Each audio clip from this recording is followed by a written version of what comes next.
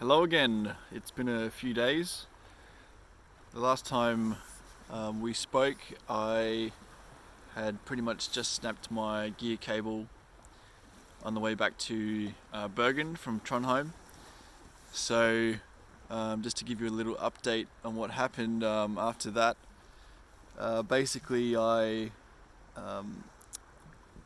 spent the next morning thinking about what I should do. I had a bit of a play around with the derailleur, and I managed to get it into a slightly lower gear, so it wasn't at least at the highest gear possible. But even with that and all the bags and stuff on it, had a little bit of a ride around, and yeah, even still going up any hills was pretty tough. So I basically had a chat with the owner of the hostel, and she was very helpful.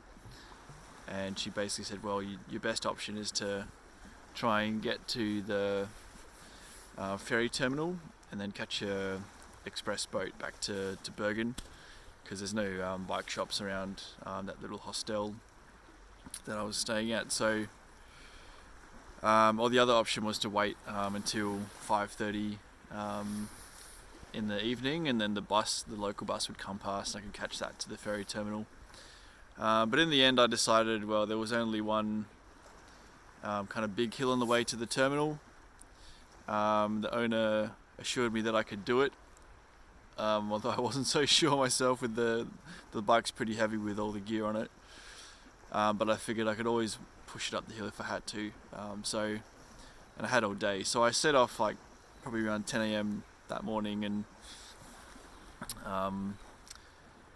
yeah, it was pretty hard going, to be honest. Like, even with the fact that the hills weren't that big, like I did have to get off and push a couple of times. But once I got over that kind of big hill in the middle, then these ideas started bouncing around in my head. Oh, maybe I should just keep going. Like, I just just keep following the same route. It's going to be tough, but I'll probably be able to do it in the next couple of days still, because there was only a couple of other really big hills on the way back to Bergen, and I was like, oh, I should just do it. But I guess kind of luckily I'd already pre-booked the boat ticket, so my my aversion of losing money was greater than my desire to finish the trip with 3 gears. I think so.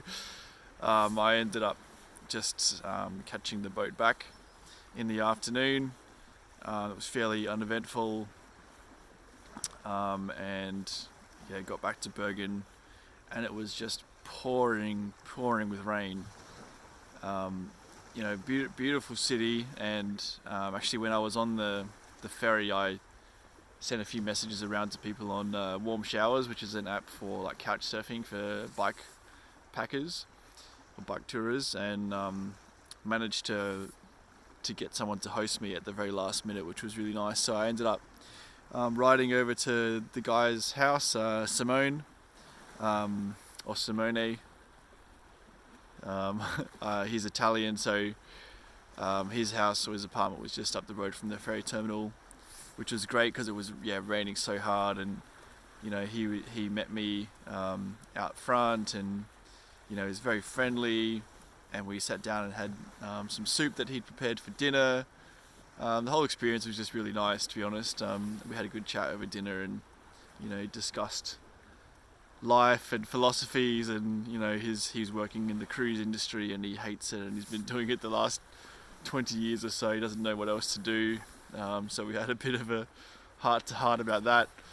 But it was just great. It was my first experience with Warm Showers, and if they're all like that, then I hope to do a lot more. So that was really cool, actually. And the next morning I had booked in my bike for a service at the Trek Bergen bike shop. So I took it there in the morning, and again, it was pouring with rain. It was pretty dismal. I think I mentioned this before, but Bergen is one of the wettest cities in the world, and it certainly showed me that when I was there. But anyway, I booked the bike in, had it serviced, and when I came back to pick it up, they told me there was a few other things wrong with it.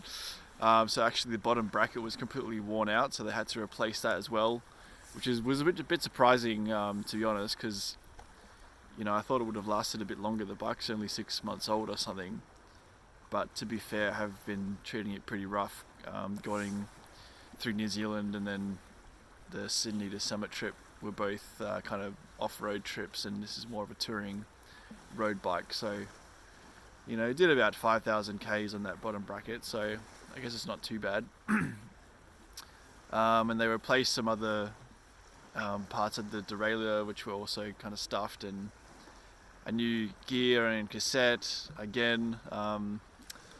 Last time I replaced that was about 1,000 or maybe 2,000 Ks ago, so surprised they had to be replaced again, but yeah, that's that.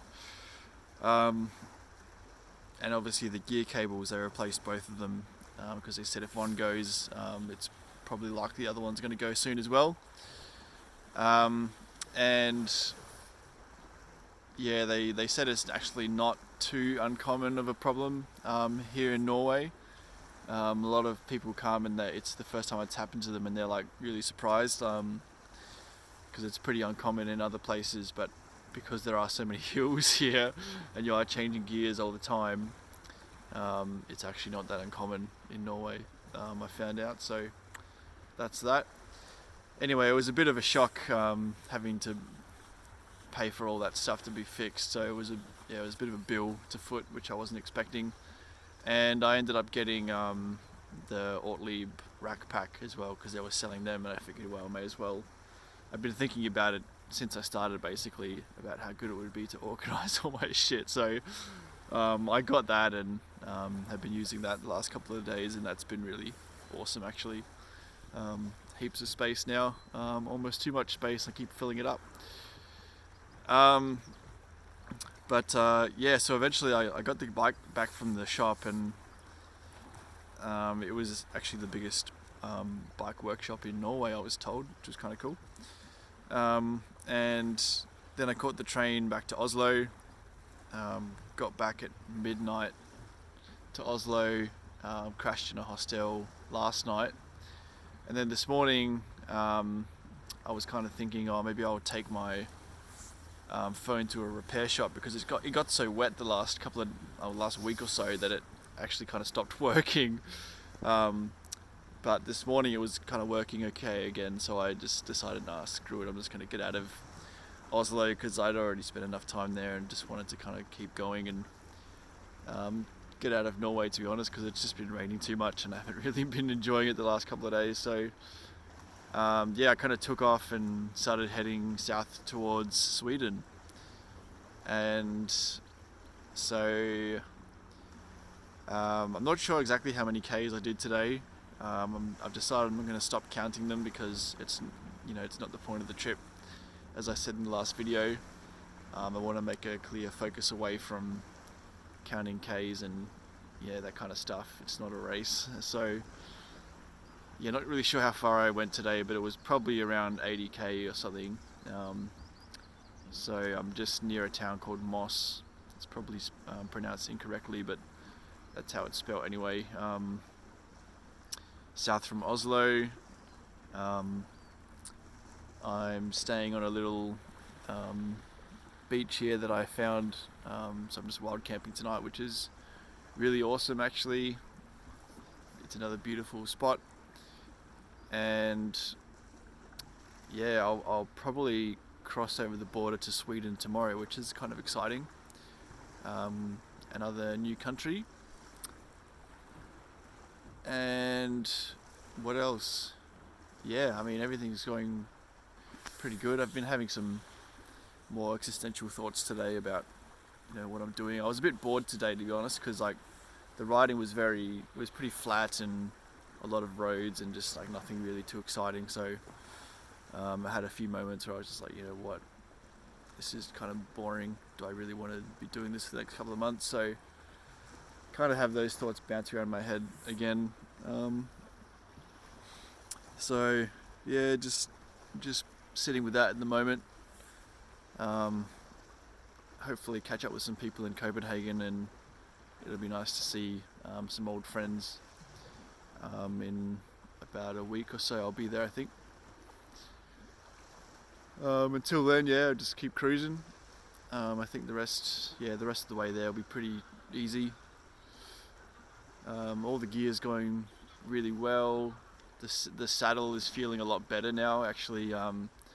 After the first couple of days of the trip, I think it reformed to my butt. So it's been feeling super comfy again, actually, which is great. My bar tape is kind of coming off, but honestly, like, I haven't had any issues with my hands at all. Like, they're feeling really good, which is a big difference to how I felt in New Zealand. So I think having the aero bars and having the different drop bars as well, which are a lot wider and have some flair on them. I have so many different hand positions, and I've been practicing a lot riding without hands as well, so I can kind of give my hands a rest that way if I need to as well. So honestly, like, my hands feel really fine, completely fine. I had some recurring knee pain the last couple of years, which seemed to come on from doing too much yoga, actually, and lots of walking. But from after like cycling the last week, like, my knee pain is completely disappeared. So that's pretty fantastic, actually. It's funny how cycling does that for me, anyway. But yeah, I got the rack pack. Everything else is going good. So yeah, I'm gonna keep heading to Sweden. So that's it for now. Yeah, see ya.